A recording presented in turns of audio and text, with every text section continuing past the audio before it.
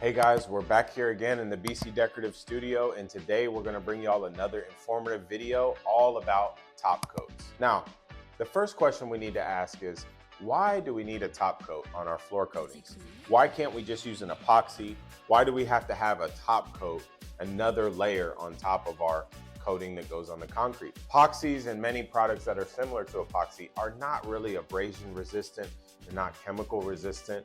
Many of them are not UV resistant, and they're actually not very good for durability. With the rise of concrete floor coatings in the industry in general, these top coats, there have become more and more different options that you have nowadays, and sometimes people can get confused. Which top coat do I need for which application? And so the top coat, sometimes called the money coat, this is gonna make your floor look good. It's gonna also add an extra layer of protection and durability to your floor. And so every coating that you see here has its purpose, and we're gonna break down each one of them briefly.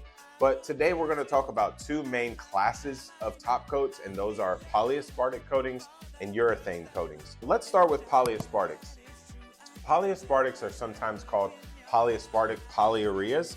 They are a two-part high-performance resinous floor coating that's going to be fast curing, extremely durable, and you're going to put it on your concrete floor as a top coat over many other coating systems. Polyaspartics are very, very versatile. That is why this is a contractor favorite, is because you can use them in many different applications. Polyaspartics can be used on flake floor systems. They can be used as a top coat over another coating, such as a solid color epoxy or a metallic floor, or you can actually use polyaspartics as a standalone product, and that makes them very useful in many different applications. You can use polyaspartic direct to concrete as a standalone product in and of itself. And about polyaspartic, first of all, it's going to have a short pot life. Now, the pot life is the time you have to work with the material before it starts to exotherm or to get hot or to get hard after you've mixed your resin and your hardener. So after you mix part A and part B, you've got a short pot life on these materials. One other thing about polyaspartic is UV stable. Most polyaspartics, all the ones we sell here, are UV stable, meaning you can use them on outdoor applications and the sun's rays are not going to yellow the product. Polyaspartics also, one downside is that they're not self-leveling, and so you have to be careful when you're applying these. It's not like an epoxy that's self-leveling.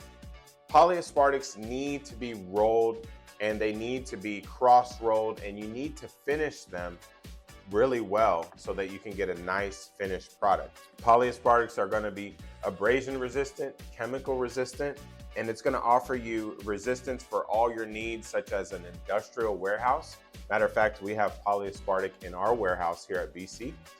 Also, you can use them in manufacturing facilities. You can use them on garage floors, as we already mentioned. You can even use them on bridges and different kinds of infrastructure. So polyaspartic is going to be good for all those different reasons. All right, so the first polyaspartic we're going to talk about today is called Poly 80. Now, this is an 80% solids product. It's going to offer excellent chemical, abrasion, and mar resistance. When you think of Poly 80, I want you to think fast. You've got a very fast pot life or working time. As a matter of fact, it's about 10 to 15 minutes of working time of pot life after you mix your part A and your part B together. You've also got a very, very fast dry time. And so your recoat window is going to be very short. This is going to be dry in about 2 hours after you apply it. And so this is very, very useful. It's a great option for a one-day flake floor system or somewhere where you need to get in and out the same day and move on. This is going to be good in that situation. Poly 80 has a very high odor. So know that before you install it. It does have a high odor to it, but it also has a rapid return to service, like we talked about. Of all the polyaspartics, this is going to be the most economical per gallon. And so Poly 80 is good for those reasons. Next, we're going to talk about Poly 85. Now, Poly 85 is the same kind of product as Poly 80. However, you're going to have a much longer working time and a much longer dry time for this product. And so your working time now goes from about 15 minutes to about 45 minutes with Poly 85. You're going to have plenty of time to get this out, rolled down, get it looking nice before it starts to tack up. You're also going to have an extended, a longer dry time. Now, this product is not going to be ready in 2 hours to recoat. This is going to be more in that 4 to 5 hour range. Now, Poly 85 is perfect for outdoor applications, especially in hot weather. Here in Texas, we have a lot of contractors that use Poly 85 in the hot summer months because that high temperature is going to speed up the dry time. And so even in high temperatures with Poly 85, what we found is that contractors still have about 30 minutes of working time, 30 minutes of pot life before the product starts to dry up. And so this is perfect. It's easy on contractors, it's easy on DIYers, and it's easy on your neighbors because it has a low odor, unlike Poly 80. So that's Poly 85, my personal favorite when it comes to the Polyaspartics. Okay, last but not least, we have Poly 90.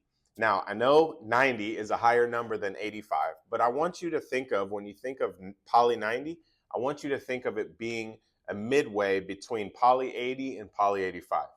It's going to be faster than Poly 85, but it's going to be slower than Poly 80. And so you're going to have a working time of about 20 minutes, and you're going to have a dry time of about 3 to 4 hours, depending on heat and humidity. So Poly 90 is kind of the workhorse of Polyaspartic. Before Poly 85 came on the scene, Poly 90 was what many of our contractors were using. It does have a little bit of an odor, more than the Poly 80, but it does have a stronger odor than the Poly 85. So you're going to have a little bit of an odor. You're going to have a little bit of an extended pot life. It's kind of that middle way point between the Poly 80 and the Poly 85.